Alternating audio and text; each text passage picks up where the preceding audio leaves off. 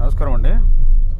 ఇప్పుడు నా చేతిలో చూస్తున్నారు కదా ఈ ఫ్రూట్, దీని పేరు రెడ్ యాపిల్ బేర్ ఇంగ్లీష్లో.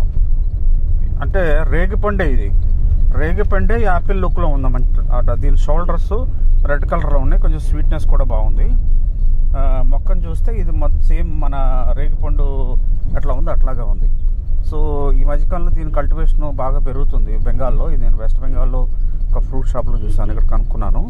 దీనికి రేగిపండుకి పెద్దగా నీళ్ళు కూడా అవసరం లేదు, ఎక్కువ మెయింటెనెన్స్ కూడా అవసరం లేదు, దానికి అదే పండుతుంది. సో ఇది మనకి నర్సరీలో దొరకవచ్చు. రెడ్ యాపిల్ బేర్ అని అడిగితే ఇస్తారు, ఒక రకమైన రేగిపండు. దీన్ని కనీసం ఇంట్లో 1-2 చెట్లు వేసుకుంటే లో మెయింటెనెన్స్లోనే మనకి ఫ్రూట్స్ వస్తాయి. స్వీట్గా ఉంది, ఇప్పుడే నేను తిని చూస్తాను, మంచి స్వీట్గా కూడా ఉంది. ఇది సేమ్ రేగిపండులోనే ఉంది, బట్ కొంచెం స్వీట్నెస్ అనేది కొంచెం ఎక్కువగా ఉంది. సో రెడ్ యాపిల్ బేర్, దీని పేరు గుర్తుంచుకోండి. రెడ్ యాపిల్ బేర్ అనే పేరుతో మీరు ఇప్పుడు గూగుల్లో సెర్చ్ చేశారనుకోండి, డీటెయిల్స్ వస్తాయి. ఇది గ్రాఫ్టెడ్ మొక్కలు దొరుకుతాయి అనమాట. ఈ గ్రాఫ్టెడ్ మొక్కలు మన ఏరియాలో కూడా పండుతాయి. దీనికి ఎక్కువ చలి ఏం అవసరంలో మామూలుగా పండేస్తాయి. ఓకే, ఇది యాపిల్కి సంబంధించిన ఒక జాతి, ఎక్కువ కాశ్మీర్లో అట్లా ఉండేది. థింక్ ఇప్పుడు గ్రాఫ్టింగ్ చేసి అన్ని చోట్ల ఇస్తున్నారు దీన్ని. సో ఇది మంచి ఇన్ఫర్మేషన్. మీరు అందరూ కూడా మీ ఇళ్లలో ఒక 2-3 చెట్లు పెట్టుకోండి.